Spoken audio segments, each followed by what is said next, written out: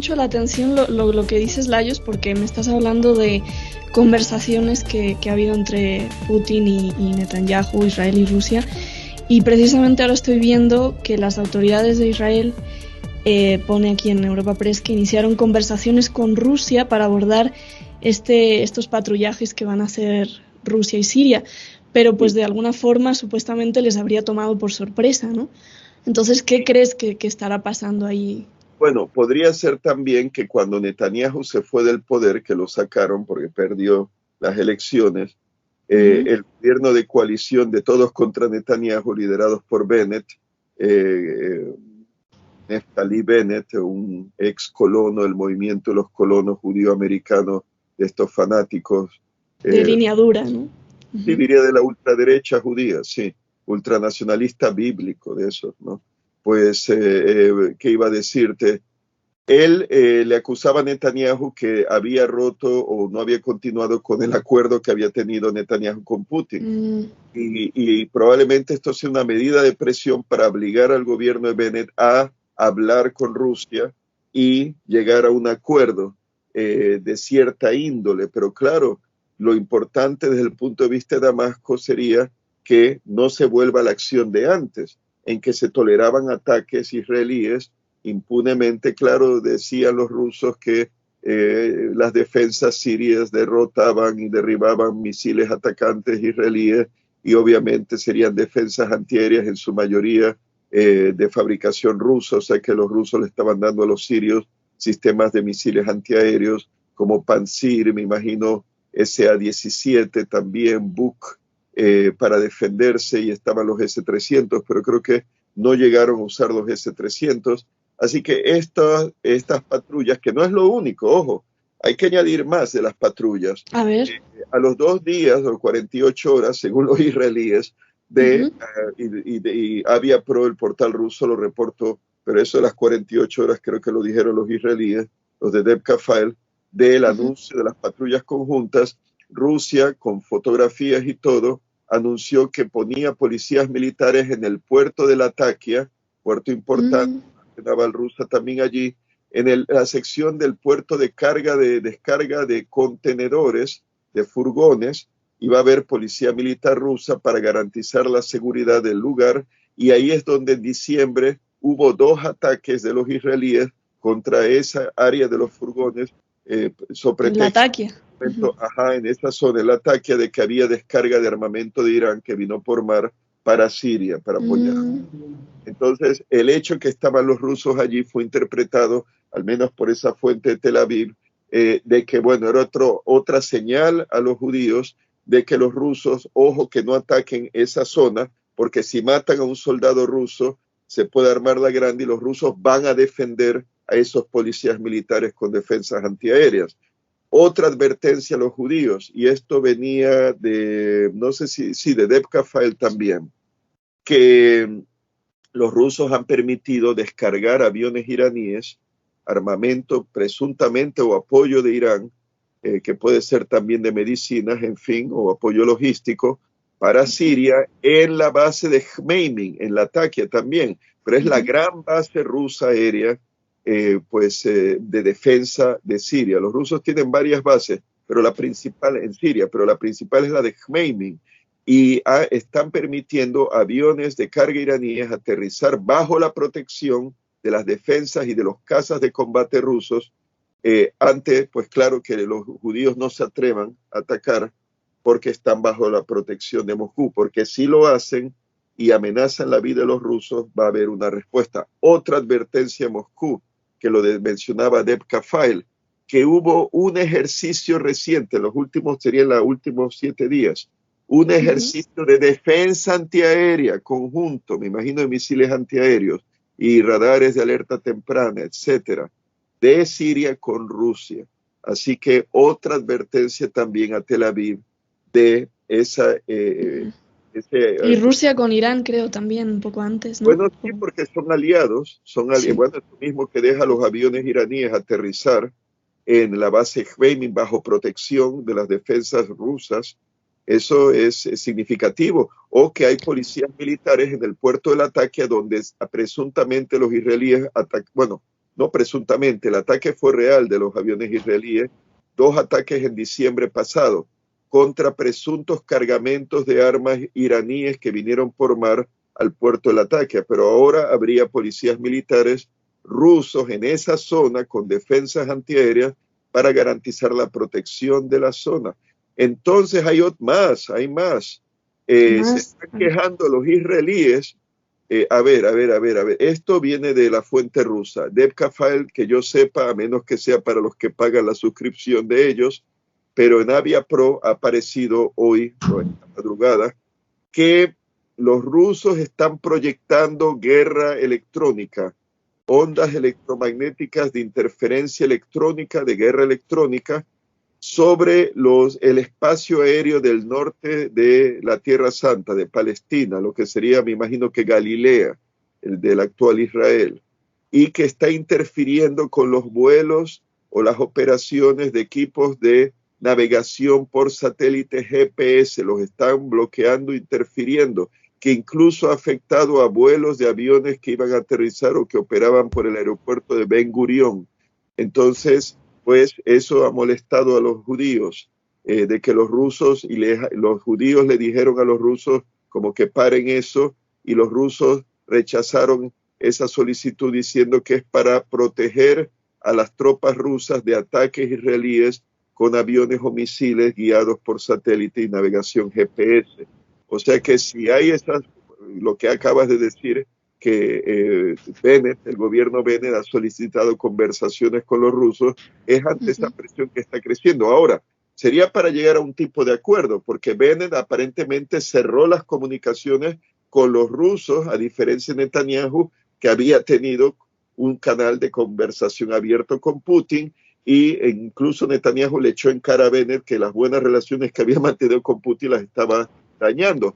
Pero algo podría ocurrir. Digo, si llegan a un acuerdo de algún tipo, no habrá problema en ese sentido, de momento. ¿Cuál sería el problema que estaba pensando cuando le solicité a ustedes poner el punto sobre la I? Bueno, se me ocurrió que si no se llega a un acuerdo, y bueno, hubo un ataque contra Damasco hace como 3 noches, aún a pesar de lo que los rusos dijeron de patrullas conjuntas aéreas con los sirios, eso no impidió que Israel atacara Damasco. Dicen sí que hubo las defensas antiaéreas que intervinieron, pero es como un desafío a los rusos de parte de los judíos. Entonces, que en el peor escenario probablemente llegarán a un acuerdo, porque nadie quiere una guerra entre esos dos, Rusia y Tel Aviv. Pero si no llega a haber un acuerdo, ¿cuál sería un plan para los rusos sacar ventaja? Vamos a especular un escenario, una simulación, juego de guerra, que llega a haber una confrontación entre Rusia e Israel por Siria, y entonces Rusia responde para defenderse y para defender a sus aliados sirios.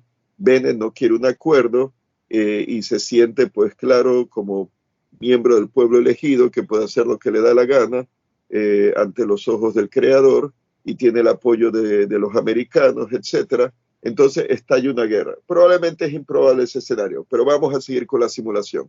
Estalla una guerra a la cual se incorporan Hezbollah e Irán, probablemente en apoyo de los palestinos y de Siria, los sirios, para recuperar las alturas del Golán, y podría también incorporar a Hamas en Gaza con sus cohetes atacando desde el sur en apoyo a sus aliados, y por qué no Ansarollah, los hutíes en Yemen del Norte, que ya han amenazado a Israel en caso de una guerra, creo que una agresión israelí a Irán, pues ellos lanzarían aviones no tripulados, kamikaze y misiles balísticos presuntamente pues contra el sur de Israel, ¿no? Pues en la zona del Mar Rojo. Si llegara a estallar un conflicto mayor que involucraría a los pozos de petróleo de Arabia Saudita y Emiratos Árabes Unidos, ¿qué pasaría? Bueno, aparte de que se dispararían los precios del petróleo, sí, espera un momento. Sí, voy no te preocupes. a la entrevista. Voy para allá. Estoy en una entrevista, sí, ya voy. Sí, mi madre. Entonces, y que la presión de todos estos enemigos pusiese realmente en aprieto a los judíos en Israel, que entonces pidiesen que les salvaran los americanos. Y los americanos, claro, si tienen que elegir, en mi opinión, elegirían Estarían con ellos.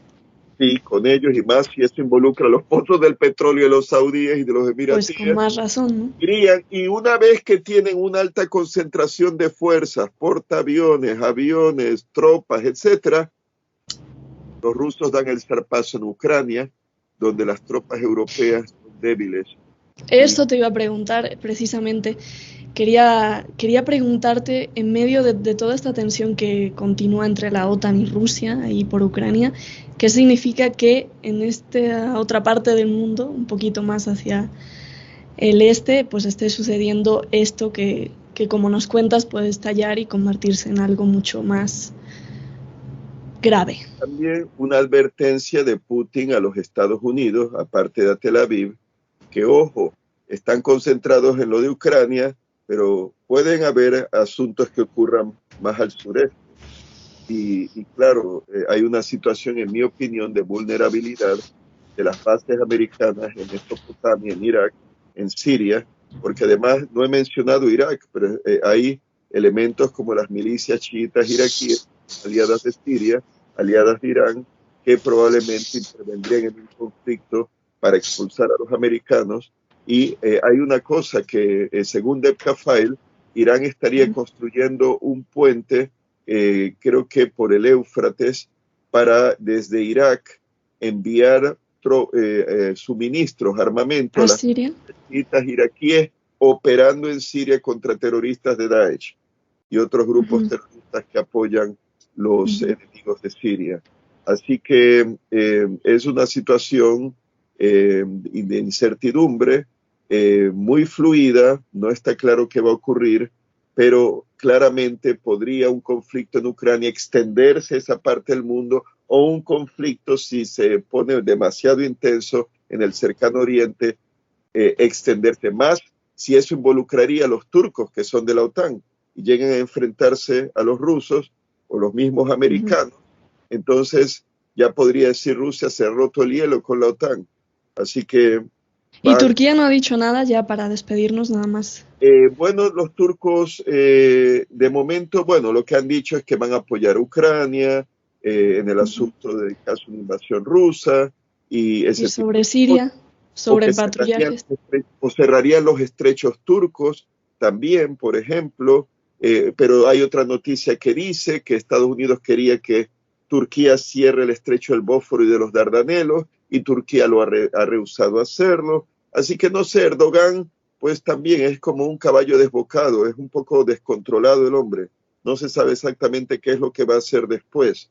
Decide comprar el S-400, el misil antiaéreo ruso, pierde la oportunidad, dicen, de conseguir el F-35, pero ahora parece que, digo yo, da la impresión que le pasó información de esos misiles antiaéreos rusos a los americanos y que Sí, ahora, porque ya los recibió, ¿verdad? O claro, empezó a recibirlos.